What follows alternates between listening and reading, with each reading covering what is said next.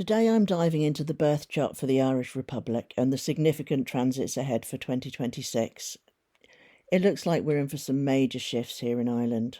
Profound changes that could shape the foundations, identity and global interactions. I'll start with the big picture and then zoom into the details. Now, in every chart we have these cardinal points that are pivotal.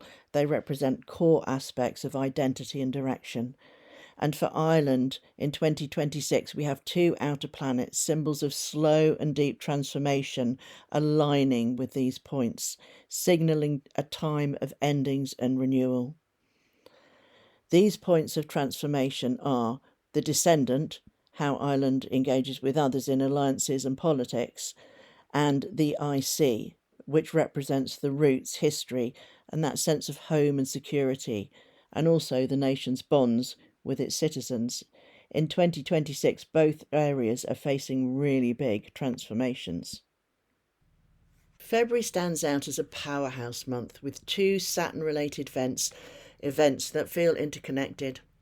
Saturn is the planet of karma, structure, limits and wisdom, and he takes centre stage. On February the 15th, he enters Aries, conjuncting the part of fortune and the IC at the base of the Irish chart. And just 2 days later, on the 17th, we have a lunar eclipse, which opposes natal Saturn. Now, eclipses can manifest up to 6 weeks before or after, with lasting effects. They eclipse old patterns and birth new ones. In a national chart, Saturn symbolises leaders and authority. And in Ireland's natal chart, Saturn is at that critical 29 degrees of Leo, carrying that energetic of leaders behaving badly. Arrogance, self-interest, power without conscience, echoing the brown envelope culture of corruption or spin-over substance. This February eclipse signals a potential loss of power.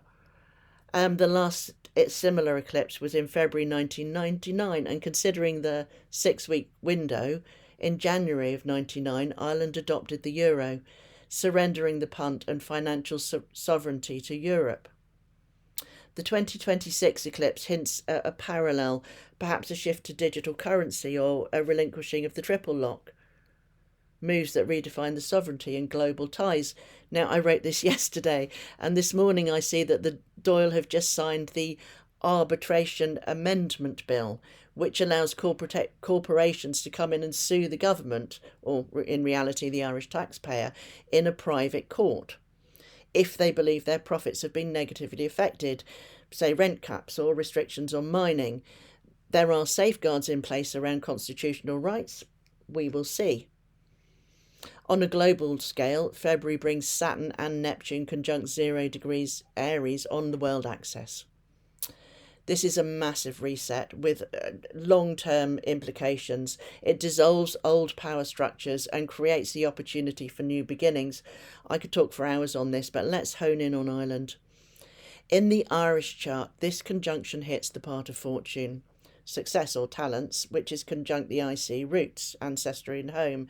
This combination highlighting those gifts of combining story and poetry with that deep love of the land.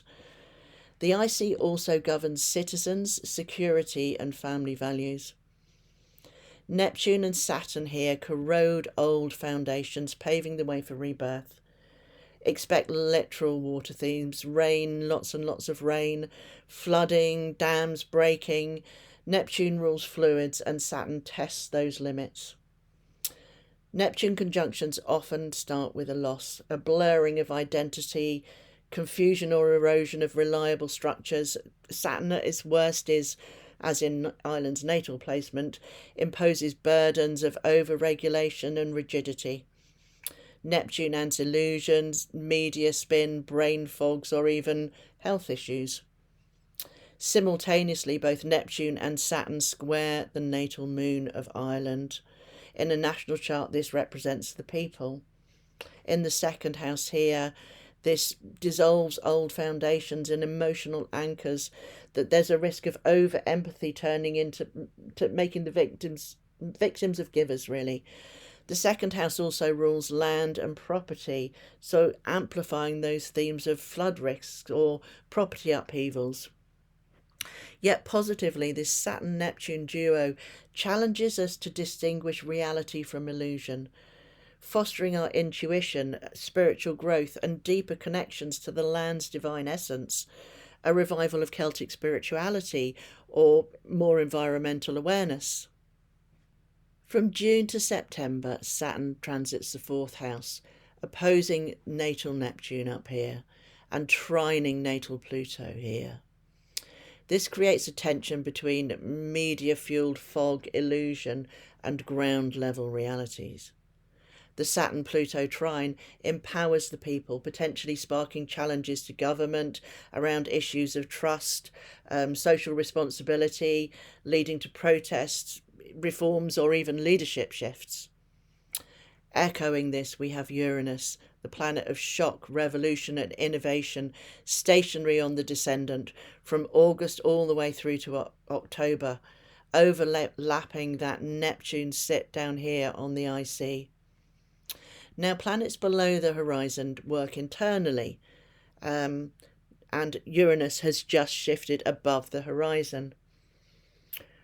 As Uranus crosses that seventh house cusp in August, this is the house of partnership and others. The Descendant in the national chart governs alliances, diplomacy, and foreign relationships. Uranus here could bring sudden diplomatic shifts, innovative policies, and a push for modernisation or freedom and equality. This could cause movements for social reform to surge, breaking restrictive norms. However, it could also stir identity struggles as Ireland reassesses her values in the midst of rapid change. The last time Uranus conjunct the Descendant of this chart was in 1942. Amid transformative events, like we had the banning of the Taylor and Anstey book. Brendan Behan was imprisoned for attempting to shoot Garda detectives, and simultaneously we had the publication of his Borstal Boy story. Also notably, here in Ireland there was a founding of a new political party, I hope I'm going to say this right, called Altiri na Hasiaga, or the Architects of the Resurrection. They were an idealistic nationalist party with strong anti-imperialist, Gaelic revivalist ideals. Now, while some sources like Wikipedia label this party fascist, having read a lot of their literature, there's more of an emphasis on Irish sovereignty, cultural purity, and economic self-sufficiency. I'll put up a couple of bits of their literature here. Please do pause and read if that interests you. To me, it looks more ultra-nationalist than fascist. If you have any documents or insights, please do share in the comments below. I'd be absolutely fascinated. Although Uranus crossed Ireland's Descendant in 1942, her full independence didn't actually materialise until 1949. Transits can plant a seed that takes a little while to bloom. Intensifying this energetic, Lord Pluto squares natal Mercury, bringing undercover power plays over communication, thought and media control. But Pluto equally exposes truth, deepening discourse and empowering authentic voices. And finally, Chiron, the wounded healer who plays a key role natally, sitting on the ascendant of the Irish chart. In 2026, Chiron conjuncts the natal North Node, the Sun and the Venus, relating to our destiny, our core essence and our values, and also leadership. This exposes any pain around purpose and national soul. But Chiron's symbol here is the key. He unlocks healing through bringing awareness to that pain. Chiron is the rainbow bridge between Saturn, the status quo, and Uranus, the revolutionary, both key players in the chart this year, as I've been speaking about. And Chiron fosters a balance between these opposites, bringing insights for unified, compassionate growth amidst those tensions. So overall, 2026 urges Ireland towards renewal, embracing innovation while honouring roots. It's a call for authentic leadership, spiritual depth, and resilient alliances. Interesting times indeed. If you've enjoyed this video, please do like, share and subscribe. If you're looking for a personal reading, please go to my website, jocelynflorence.com, and have an absolutely fabulous 2026.